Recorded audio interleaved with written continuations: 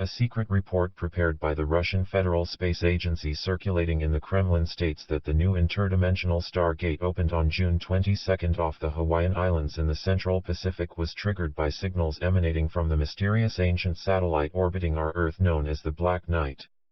Most interesting to note about this Stargate was its being filmed by a time-lapse webcam at the W.M.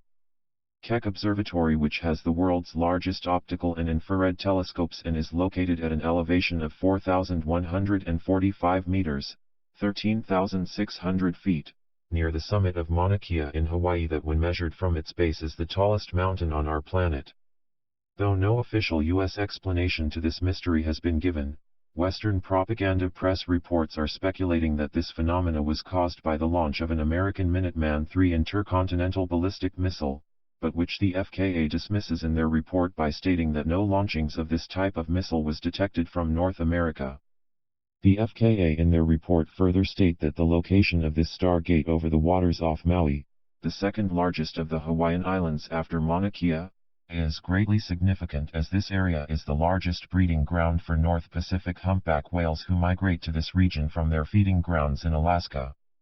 The significance of whales to the FKA we had previously noted in our May 23 report Attack on Japan, U.S. linked to alien whale race nearing Earth, wherein we noted, going from the chilling to the downright shocking is this report further stating, that based upon the analysis of the electronic signatures emanating from Titan, the Earth's moon and the believed to be UFO fleet following in the wake of Comet Elenin, C/2010 X1, that is fast nearing our planet, the only, and logical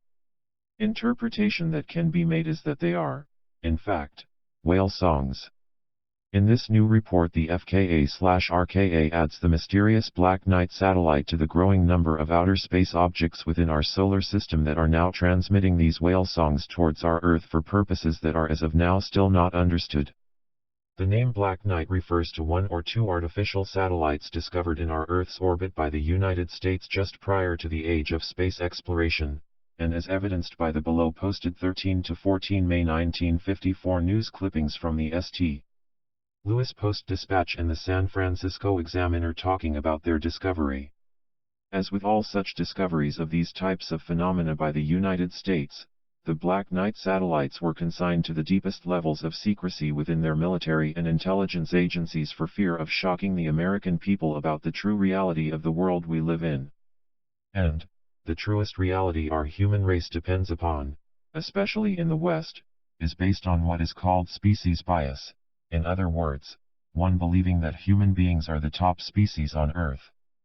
The beliefs underlying this myth, however, are at extreme odds with the reality of the planet we live on, that is over 71% saltwater oceans inhabited by giant air-breathing mammals whose members include the blue whale, the largest animal to have ever lived on this Earth, and the world's largest brain of any animal that ever existed belonging to the sperm whale.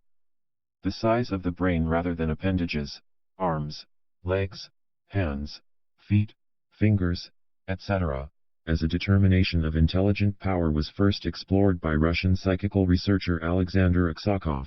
1832–1903, who coined the term telekinesis. From his research Aksakov postulated that the power of the mind was infinite and by thought alone one could not only manipulate the physical world, but could also create entire alternate realities.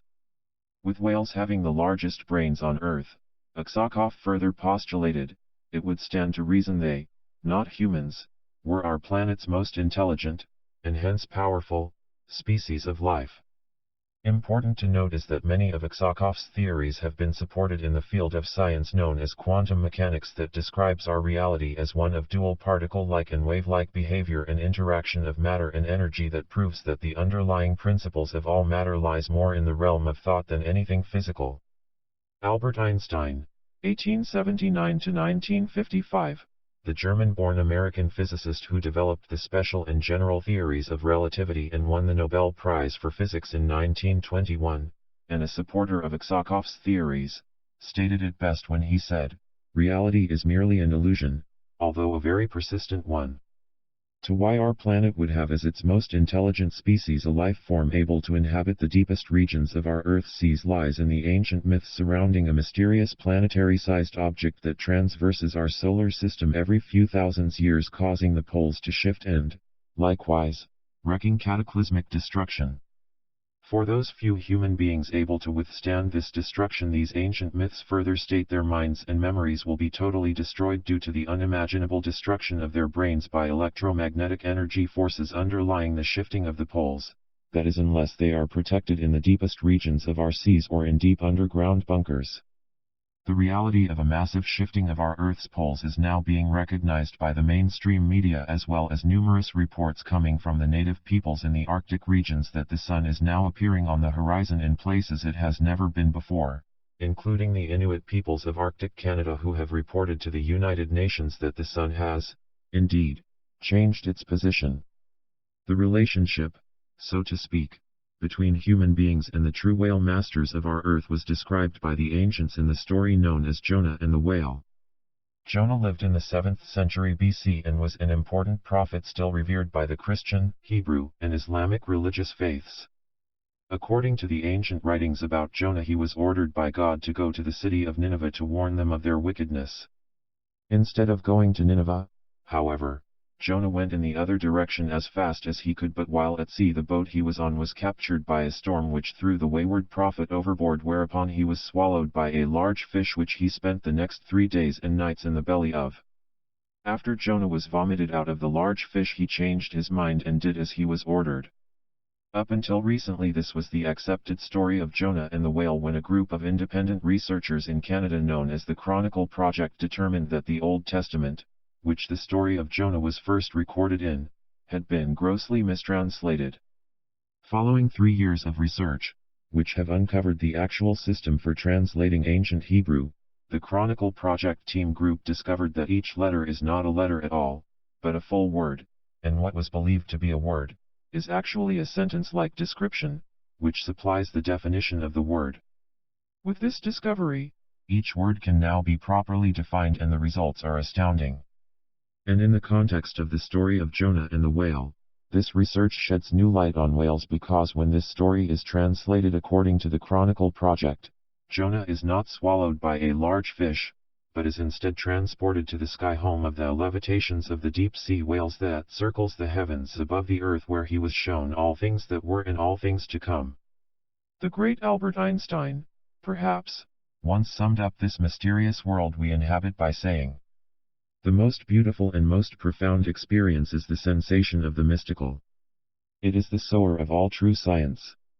He to whom this emotion is a stranger, who can no longer wonder and stand wrapped in awe, is as good as dead.